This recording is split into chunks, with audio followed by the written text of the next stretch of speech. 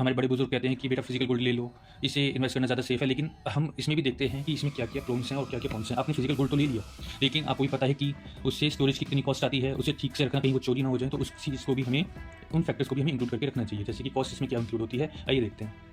जैसे जीएसटी 3%, इसी physical gold में ही आपको जीएसटी 3% देना पड़ेगा।